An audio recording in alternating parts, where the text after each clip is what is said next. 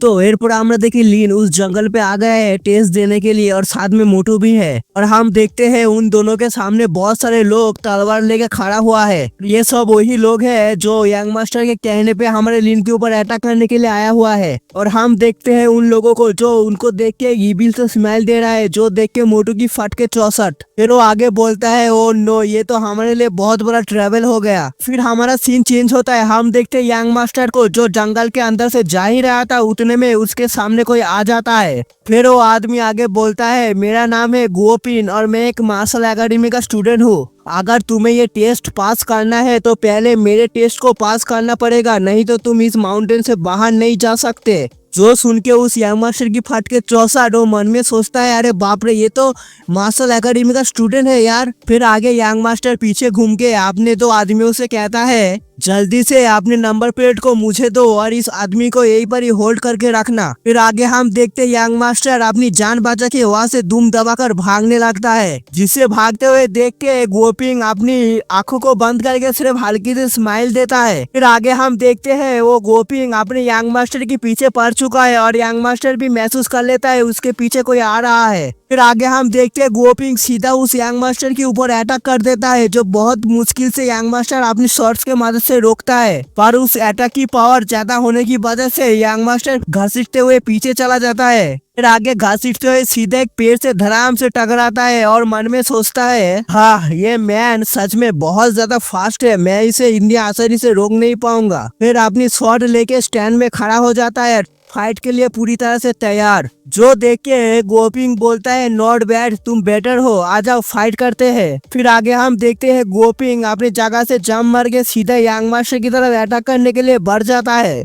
फिर हम देखते हैं गोपिंग सीधा यंग मास्टर की तरफ अटैक करने के लिए बढ़ रहा है और यंग मास्टर भी अपनी तलवार को लेकर पूरी तरह से तैयार है डॉज करने के लिए। फिर क्या था, हम देखते हैं उन दोनों की फाइट स्टार्ट हो जाता है और यंग मास्टर लड़ाई करते करते मन में सोचता है इसका टेक्निक सच में बहुत ज्यादा शार्प है, अगर ऐसा ही चलता रहा मैं बहुत जल्दी ही हार जाऊंगा। फिर हमारा सीन चेंज होता है, हम देखते हैं लिन जो उन आदमियों को मार मार के पूरी तरह से भरता बना दिया है। इस तरफ इन लोगों को ऐसे मार खाते हुए देख के मोटू भी खुश होकर बोलते हैं वाह मिस्टर लिन, तुम तो बहुत कमाल के हो, चलो जल्दी से उन लोगों के पास से उनकी टोकन को ले लेते हैं हम। फिर आगे हम देखते हैं लिन जो चलते चलते अचानक से रुक जाता है और ऊपर पेड़ में कुछ तो देखने लगता है और हम देखते हैं पेड़ के ऊपर एक आदमी खड़ा हुआ है जो लिन की तरफ ही देख रहा है। फिर वो आदमी आगे बोलता है मेरा नाम है यान चैन और मैं मार्शल एकेडमी का एक स्टूडेंट हूँ, मैं लंबे समय तक यहीं पर ही खड़ा होकर तुम्हें देख रहा था। फिर से हमारा सीन चेंज होता है, हम देखते हैं यंग मास्टर और गोपिंग की फाइट। साफ हम देख ही सकते हैं गोपिंग सीधा उस यंग मास्टर की छाती में एक जोर से मुक्का मार देता है। इसकी वजह से यंग मास्टर की हालत पूरी तरह से खराब हो जाती है, उसके मुंह से खून की फिचकारी निकलने लगता है। फिर वो यंग मास्टर सीधा उड़ते हुए जाके ग्राउंड में धड़ाम से गिरता है और हम देखते हैं यंग मास्टर खड़ा होने की कोशिश कर रहा है, पर सामने यंग भी खड़ा है जो हल्की से स्माइल देके आगे बोलता है नॉट बैड, मैं विश्वास नहीं कर सकता तुम अभी तक खड़ा होने की कोशिश कर रहे हो। और यंग मास्टर गोपिंग को अपनी तरफ आते हुए देख के घबराते हुए बोलता है डोंट डोंट, मेरे पास मत आओ, मेरे पास मत आओ तुम। और यंग मास्टर को ऐसे घबराते हुए देख के गोपिंग आगे बोलता है फिक्र मत करो, मैं तुम्हें और नहीं पीटूंगा, अगर ऑलरेडी मैच खत्म हो चुका है और तुम हार चुके हो। इन दोनों ऐसे बात कर ही रहे हैं, उतने में यंग मास्टर की साइड में कोई धड़ाम से आके गिरता है, जिसे देख के यंग मास्टर भी अपनी तिरछी निगाहों से उस तरफ देखने लगता है। फिर हम देखते हैं वही आदमी जिसका नाम है यान चैन, वो आगे आपने हाथ उठा के बोलता है स्टॉप स्टॉप, मैं और फाइट नहीं कर सकता, तुम जीत गए ठीक है। फिर हम देखते हैं गोपिंग की साइड में हमारा लीन आके खड़ा हो जाता है और गोपिंग भी लाइक अबे ये कौन सा वाला है यार। फिर गोपिंग आगे यानचन से कहता है यानचन क्या तुम सच में, जो सुन के यानचन तो कुछ नहीं कहता, बस अपने हाथ को कप कर देता है। फिर आगे हम देखते हैं यानचन जो उठ के सीधा पीछे मुड़ के वहाँ से जाने लगता है और उतने में मोटू भी यहाँ पर आ चुका है। फिर लीन और मोटू वहाँ से जाने लगता है और पीछे से यंग मास्टर लीन से बोलता है अरे तुम क्या ट्रिक कर रहे हो, जल्दी से बताओ मुझे, तुम इतनी आसानी से नहीं जीत सकते। तो बात सुन के लीन तो कुछ नहीं कहता, बस उस यंग मास्टर को इग्नोर मारते मोटू के साथ वहाँ से चला जाता है। फिर यंग मास्टर आगे बोलता है क्या सच में उस यानचैन इतना ज्यादा कमजोर है जो लीन से हार गया। जो सुन के वो आदमी बोलता है यानचैन 3 साल के उम्र में ही मार्शल एकेडमी को ज्वाइन कर चुका है, अभी तुम बताओ ये पावरफुल है या नहीं। जो सुन के यंग मास्टर भी बहुत ज्यादा शॉक हो जाता है। फिर अपने मन में सोचता है इम्पॉसिबल, ये तो हो ही नहीं सकता कि लीन उसको हरा दे। आखिर ये लीन का बच्चा आया कहाँ से है। फिर हमारा सीन चेंज होता है, हम देखते हैं वही टेस्ट मास्टर को जो आके बोलता है टाइम अप, टाइम खत्म हो चुका है। फिर वो टेस्ट मास्टर आगे बोलता है चलो आज से तुम लोग मास्टर एकेडमी का एक स्टूडेंट हो। तुम लोग साबित कर चुके हो कि तुम लोग ऑर्डिनरी नहीं एक्स्ट्रा ऑर्डिनरी पर्सन हो। तुमको प्रूव करना पड़ेगा कि तुम एक मार्शल एकेडमी का स्टूडेंट हो। वही फिलहाना ढिमकाना वही बकवास करता रहता है। चलो हम लोग आगे बढ़ते हैं। ये सारा बहुत लंबा चौड़ा भाषण मारता है जो एक्सप्लेन करते करते मेरा हालत खराब हो जाएगा। प्रांत में बस एक ही इम्पोर्टेंट बात कहता है कि तुम लोगों को अभी मार्शल एकेडमी की मार्शल टेक्निक हॉल की जाने की परमिशन मिल चुका है। फिर आगे हम देखते हैं ट्रेनिंग हॉल को जिसके अंदर आ चुका है हमारा लीन जो एक किताब पढ़ रहा है। फिर लीन आगे मन में सोचता है इस मार्शल वर्ल्ड का सच में बहुत ज्यादा लो लेवल का मार्शल आर्ट है। इस टेक्निक से मुझे तो कुछ भी फायदा नहीं होने वाला। मुझे अपनी ही टेक्निक के ऊपर रिलाई करना पड़ेगा मेरी इमोर्टलिटी की जर्नी के लिए। फिर मोटू एक टेक्निक को अपने हाथ में लेके सीधा लीन की तरफ आके लीन को बोलता है मिस्टर लीन ये देखो ये टेक्निक बहुत ज्यादा पावरफुल है। इस टेक्निक को प्रैक्टिस करके मैं अपनी होम टाउन का सबसे पावरफुल पर्सन बन जाऊंगा। मोटू की उस टेक्निक को लेके लीन आगे बोलता है तो बस एक 5 एलिमेंट कल्टीवेट टेक्निक है, कोई स्पेशल नहीं है इसमें। जो सुन के मोटू हंसते हुए बोलता है आपको आपके लिए ये स्पेशल नहीं है लेकिन हम लोगों के लिए बहुत ज्यादा स्पेशल है ये। लीन बोलता है चलो ठीक है करो इसे प्रैक्टिस। फिर हम देखते हैं रात का सीन जहाँ पर चांदनी रात है, सुंदर सा वातावरण है और उस चांदनी रात में हमारा मोटू उस टेक्निक को प्रैक्टिस कर रहा है और मन में सोचता है नहीं मेरे से ये नहीं हो रहा है। फिर आगे अपने सर को पकड़ के सीधा नीचे बैठ जाता है, बोलता है मैं कितना स्टूपिड हूँ, मैं पूरा दिन लगा के इस टेक्निक को रीड किया ऊपर फिर भी मुझे कुछ याद क्यों नहीं आ रहा। फिर आगे लीन पीछे से आके बोलता है मोटू क्या तुम वही मार्शल आर्ट टेक्निक को प्रैक्टिस कर रहे हो। जो सुन के मोटू बोलता है ऑफकोर्स मैं उस मार्शल आर्ट टेक्निक को प्रैक्टिस कर रहा हूँ लेकिन मैं कुछ भी सीख नहीं पा रहा उससे। वो सुन के लीन बोलता है चलो फिर ठीक है अगर तुम ये सीखना चाहते हो तो मैं तुम्हारी हेल्प कर देता हूँ। हमारा सीन चेंज होता है अगली सुबह जहाँ पर लीन माउंटेन से नीचे जा रहा है। तो टेक्निक हमारा लीन आराम से उस मोटू को सिखा चुका है। फिर लीन आगे मन में सोचता है मुझे 5 हार्ट की जरूरत है एक पील को बनाने के लिए, इसलिए मुझे माउंटेन से नीचे जाके उसको खरीदना पड़ेगा। फिर लीन माउंटेन के नीचे आके अचानक से रुक जाता है और हम देखते सामने बहुत सारे लोग खड़ा हुआ है लीन को मारने के लिए। फिर हम देखते हैं वही यंग मास्टर को जो लीन के पीछे से आ रहा है। फिर आपने कोल्ड फेस बना के एक इविल सा स्माइल दे के आगे बोलता है लीन क्यों क्या तुम्हें सच में लगा था मैं इतने आसानी से तुम्हें भूल जाऊंगा। तुमने जो मेरे ऊपर ह्यूमिलेट किया था उसका बदला मैं आज लेके रहूंगा। तो सुन के लीन हल्की सी सांस छोड़ के बोलता है तुम सच में बहुत ज्यादा एरोगेंट बच्चे हो, इतनी कम लोगों को लेके आए हो मुझे मारने के लिए। जो सुन के यंग मास्टर भी भड़कते हुए बोलता है हमारी हिम्मत कैसे हुई मुझसे ऐसे बात करने की,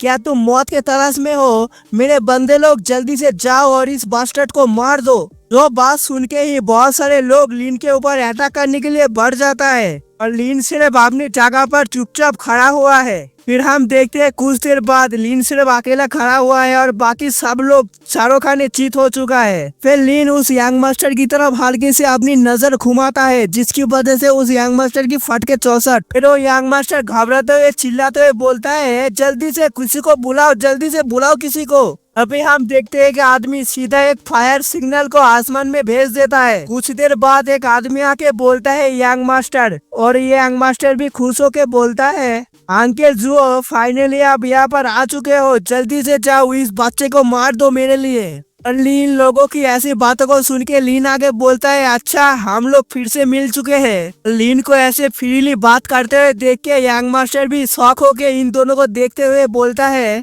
क्या तुम लोग एक दूसरे को पहले से ही जानते हो। यंग मास्टर की ऐसी बातों को सुन के अंकल जुओ बोलता है यंग मास्टर आप गलत आदमी से पंगा ले चुके हो, आपको इस आदमी को ऑफेंड नहीं करना चाहिए था। जो सुन के यंग मास्टर भी भड़कते हुए बोलते हैं अंकल जुओ ये आप क्या बात कर रहे हो, आप एक छोटे से बच्चे से ऐसे कैसे डर सकते हो, आप तो हमारे फैमिली के एक पावरफुल वॉरियर है ना। तभी पीछे से कोई बोलता है सेट अप और हम देखते हैं हमारा सस्ता बारबोजा आ चुका है और हमारे सस्ते बारबोजा को देख के सब लोग हाथ काप करते हुए रिस्पेक्ट देता है, ग्रीटिंग मिस्टर डीन। फिर आगे हम देखते हैं अपने बाप को ऐसे आते हुए देख के यंग मास्टर भी खुश होके बोलता है डैड। फिर अगले ही पल में हम देखते हैं हमारा बारबोजा सीधा अपने ही बेटे को इग्नोर मारते हुए उसके साइड से निकल जाता है। सीधा अपने लीन के सामने आके उसको ग्रीटिंग करते हुए बोलता है ग्रीटिंग मिस्टर इमोर्टल। ऐसे सीन को देख के हमारे यंग मास्टर के ऊपर बिजली गिर जाता है। फिर आगे यंग मास्टर अपनी डैड से बोलते हैं dad what are you doing, ये आप क्या कर रहे हैं। जो बात सुन के डैड भी भड़कते हुए बोलता है बास्टर्ड जल्दी से यहाँ पर आ और घुटने पे आके मिस्टर इमोर्टल से माफी मांग। जो सुन के यंग मास्टर भी कुछ नहीं कहता, बस आ करते रह जाता है। अपने बेटे को ऐसे आ करते हुए देख के बारबोजा भी गुस्से में सीधा उसके ऊपर एक जोर से झपड़ मार देता है। इसकी वजह से हम देख ही सकते हैं यंग मास्टर सीधा जमीन पे आके धड़ाम से गिरता है। यंग मास्टर ऐसे रूप को देख के शौक होके बोलता है dad what are you doing, ये आप क्या कर रहे हैं। जो बात सुन के बारबोजा सीधा अपने ही बेटे के सर के ऊपर पैर रख के बोलता है चुप रहे कुछ मत कह। फिर आगे लीन की तरफ देख के हाथ काप करके बोलता है मिस्टर इमोर्टल ये मेरी ही गलती है कि मैंने अपने बेटे को अच्छी से टीच नहीं किया। मैं आशा करूंगा मेरे बेटे के एरोगेंस के लिए आप उसको माफ कर दोगे। फिर आगे घबराते हुए बोलता है मेरे पास सिर्फ एक ही बेटा है, आपको ऑफेंड करने के लिए मैं आपसे फेवर की भीख मांगता हूँ, प्लीज मेरे बेटे को छोड़ दीजिए। जो बात सुन के लीन भी कुछ नहीं कहता, बस चुपचाप खड़ा ही रह जाता है। और लीन को कुछ नहीं कहता देख के बारबोसा भी अपने सर को झुका के पहले तो खामोश रहता है,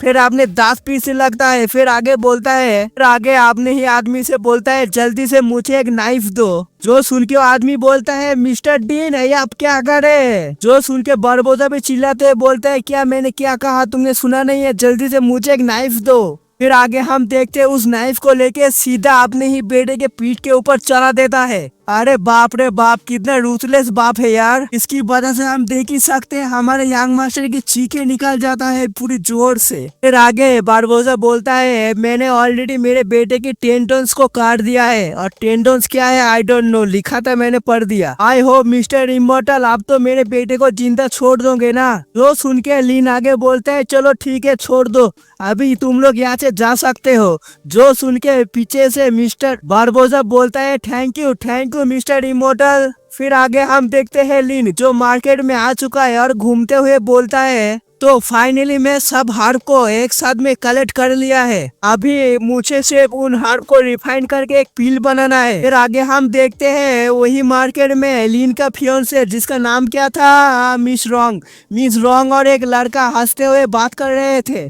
तभी मिस रॉन्ग की नजर हमारे लीन के ऊपर पड़ जाता है, जिसको देख के मिस रॉन्ग बोलता है लिन क्यू भी अपने नाम को सुन के थोड़ी देर के लिए शॉक हो जाता है। फिर वही लड़का आगे मिस रॉन्ग से कहता है रॉन्ग क्या यही वो लड़का है जिसके साथ तुम्हारी शादी होने वाला था। जो सुन के रॉन्ग बोलता है हाँ ये वही है। फिर रॉन्ग आगे घबराते हुए बोलता है चैन मेरी और उसके बीच में अभी कोई रिलेशन नहीं है, तुम प्लीज कुछ भी गलत मत समझना। तो सुन के वो लड़का बोलता है अच्छा ऐसी बात है क्या। फिर वो लड़का आगे आके बोलता है हे तुम्हारा नाम है लिन क्यों है ना, मेरा नाम है यान चैन और मैं रॉन्ग का बचपन का दोस्त हूँ। तो सुन के लिन तो अपने एटीट्यूड बॉय है, कुछ नहीं कहता, बस अपने सास को छोड़ता है और आगे उन दोनों के इग्नोर मारते हुए सीधा साइड से निकल जाता है। लिन को ऐसे जाते हुए देख के रॉन्ग पीछे से बोलता है लिन क्यों अगर तुम्हारे पास टाइम हुआ तो मेरे डैड से आके मिल के जाना, मेरा डैड तुमको बहुत ज्यादा मिस कर रहे हैं। तो सुन के लीन बोलता है तुम वापस जाके अपने डैड से कह देना मैं ठीक हूँ, उनको मेरे लिए चिंता करने की जरूरत नहीं है। और हम देखते हैं उस चैन नाम का लड़का मन में सोचता है ये बच्चा मुझे कुछ ठीक नहीं लग रहा, इतनी छोटी सी पिले से उठ के आया है और लॉर्ड गुओ का इतना फेवर पर क्यों, ये तो बस एक ट्रेस था ना। फिर अपनी मुट्ठी को बंद करते हुए मन में सोचता है नो मैटर व्हाट, मैं तो इसके साथ रॉन्ग की शादी बिल्कुल भी नहीं होने दूंगा। फिर आगे हम देखते हैं अंकल जो सीधा लीन के सामने आकर बोलता है ग्रीटिंग मिस्टर इमोर्टल। जो बात सुन के लीन बोलता है क्या तुम लोगों को कुछ कहना है क्या मुझसे। जो सुन के अंकल जो लीन की तरफ एक डब्बा आगे बढ़ाते हुए कहता है हम लोगों को मालूम चला आप कुछ हार्प को ढूंढ रहे हैं, इसलिए मिस्टर डीन ने आपके लिए गिफ्ट भेजा है, एक स्पेशल हार्प है आपके लिए। जो सुन के लीन बोलता है मैं ये गिफ्ट को एक्सेप्ट नहीं कर सकता, लगता आपके डीन को मेरे से कुछ काम है क्या? आप बता सकते हैं मुझे? जो बात सुन के अंकल जान एक लेटर को लिन की तरफ आगे बढ़ाते हुए एक बोलता है, असल में मिस्टर बारबोजा ने कहा है उनके बेटे ने आपको ऑफेंड कर दिया है, इसलिए एक छोटी सी बैंक्वेट रखा है आपसे माफी मांगने के लिए। मैं आशा करूंगा आप उस बैंक्वेट में जरूर आओगे। जो बात सुन के लिन भी थोड़ा सा शौक होके मन में सोचता है, हाँ बारबोजा तुम्हारा रियल मोटिव क्या है, चलो जाके और देखते हैं क्या करना चाहता है बारबोजा। और लिन आगे बोलता है चलो फिर ठीक है मैं जरूर आऊंगा। फिर हमारा सीन चेंज होता है, हम देखते हैं लिन जो एक बड़ा सा घर के सामने खड़ा हुआ है और यही पर ही है हमारा बारबोजा का बैंक्वेट। चलो इसके साथ ही मुझे भी जाना पड़ेगा। और बैंक्वेट से मुझे याद आया मेरे एक दोस्त की बहन की शादी है, वहाँ पर भी मुझे जाना पड़ेगा। सबकी शादी हो रहा है, पता नहीं मेरा कब होगा। चलो जब होगा तब होगा। आप में से किस किस की शादी हो चुका है कमेंट में लिख के बताना। अभी तो देखो किस किस का शादी हो चुका है। चलो मैं फिनिशिंग टच देता हूँ। अगर आप लोगों को ये वीडियो अच्छा लगा तो क्या कर रहे हो, जल्दी से सब्सक्राइब करो, शेयर करो, कमेंट के लिख के बताना आप लोगों को मेरे एक्सप्लेनेशन कैसा लगा। मैं आप सबसे मिलता हूँ नेक्स्ट वीडियो में, तब तक के लिए सी यू सून।